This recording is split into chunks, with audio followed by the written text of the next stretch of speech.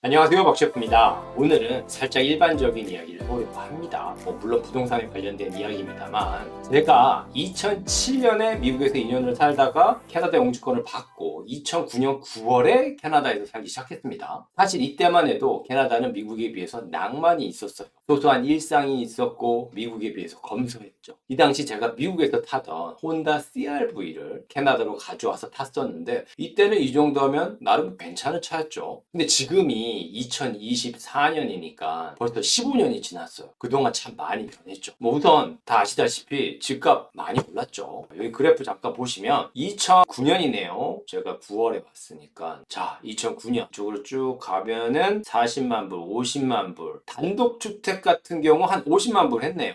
빨간색 선이 지금 단독주택입니다. 그런데 지금 쭉 올라가서 이때 한번 호황이 있었죠, 주택시장이. 그리고 떨어졌다가 얼마까지 올라갔냐 하면, 단독주택 평균 가격이, 참고로 토론토입니다, 보시면 150만 불까지 갔죠. 그리고 나서 지금 1.3까지 떨어졌어요.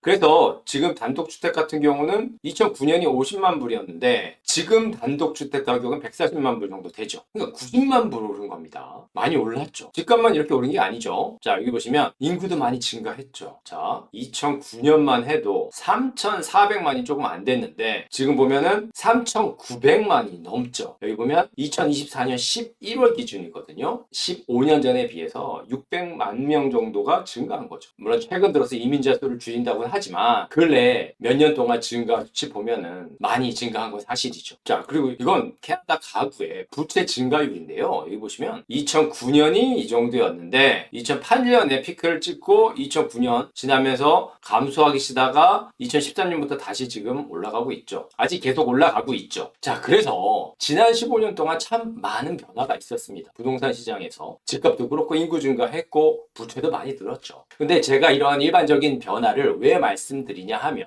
이런 큰 변화 속에서 최근 발표된 모기지 정책들이 이런 변화들과 함께 양극화를 가중시키고 있는 모습입니다. 그래서 크게 다음과 같은 세 가지 규정이 변화될 텐데요. 첫 번째는 모기지 보험으로 주택 구입할 때 상환기간을 25년에서 30년으로 늘린다는 거죠. 많이 들어보셨을 겁니다. 이거 발표된 지는 벌써 꽤 됐어요. 그리고 두 번째는 모기지 보험으로 주택 구입할 때 주택 가격 한도를 100만 불에서 150만 불로 상향 조정한다는 거고요. 이것도 벌써 발표됐죠. 근데 아직 구체적인 내용은 12월 중순이 되면 나올 거예요. 그리고 세 번째는 모기지 스트레스 테스트를 완화해서 신규 모기지에는 계속 적용하지만 갱신할 때, 리뉴얼 할 때는 적용하지 않는다는 겁니다. 자, 그래서 이 크게 세 가지 내용을 좀 더 세부적으로 살펴보면은요. 자, 우선 집을 살 때 소득은 높은데 다운페이가 부족하면 이제 모기지 보험을 가입해서 모기지를 빌릴 수 있죠. 이때 상환 기간이 25년이었는데 이제 규정이 바뀌면서 30년이 늘어난 겁니다. 그러니까 상환 기간이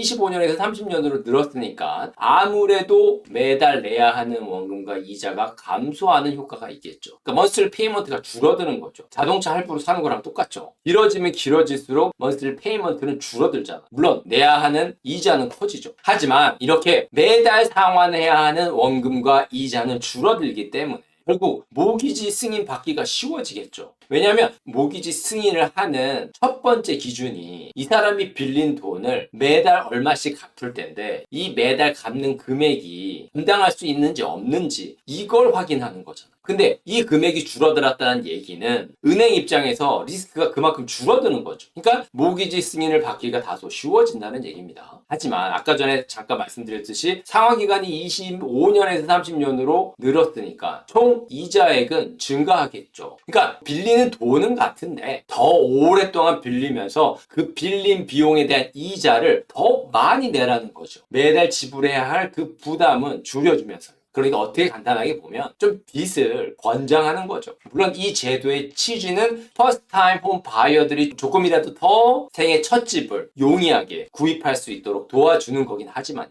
자, 두 번째로 모기지 보험을 이용해서 구입할 수 있는 주택가격 기존 100만 불에서 최대 150만 불로 증액됐죠. 이걸 좀 더 구체적으로 살펴보면 기존에는 구입 가능한 주택의 최도 한도가 100만 불이었기 때문에 100만 불의 5%인 5만 불만 다운페이를 하고 95만 불을 모기지로 빌릴 수 있었습니다. 하지만 최대 한도가 150만 불이 되었기 때문에 150만 불의 5%인 7만 5천 불만 다운페이 하면 이론상으로는 142만 5천 불의 모기지를 빌릴 수 있게 되는 거예요. 그런데 말이 모기지 140만 불이지 이 정도의 모기지를 받으려면 연봉이 대략 30만 불은 돼야 하죠. 그래서 대출 한도를 늘려줌으로써 다음과 같은 반향이 일어날 수 있죠. 우선 고소득자에게는 돈을 더 빌려주겠다는 겁니다. 뭐 이건 아주 기본적인 자본주의 원리이긴 합니다만 소득이 부족한 사람들을 위한 정책은 없는 걸 생각해보면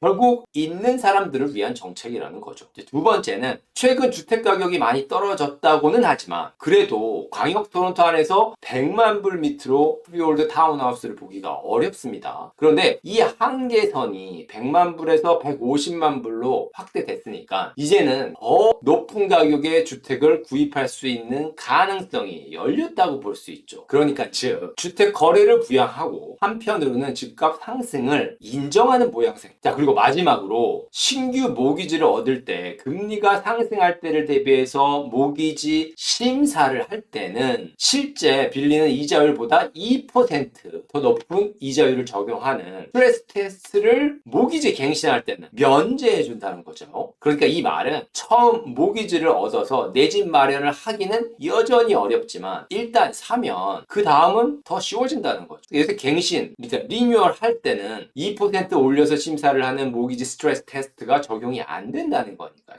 자, 그럼 바이어들은 어떻게 반응할까? 간단하게 생각할 수 있듯이 모두 일단 어떻게든 모기지를 얻으려고 하겠죠. 어떻게든 내 집 마련이라는 버스를 타려고 할 거고 이를 위해서 모기지 관련 서류 위조와 같은 모기지 사기가 더 극성을 부릴 가능성이 높겠죠. 그리고 이와 함께 당연히 모기지 그만큼 많이 빌려야 될 거냐, 집 살려면. 그러니까 당연히 부채는 더 늘어나겠죠. 그래서 저는 개인적으로 이제 이런 일련의 현상들을 접할 때마다 유럽 중세시대의 봉건 제도가 생각이 나요. 이때는 땅에 있는 사람이 힘이 있었죠. 그래서 땅을 빌려주는 사람이 랜드로드죠. 그리고 지금은 여기에 돈을 빌려주는 사람인 랜더들이 더 높은 위치에 군림하고 있고요.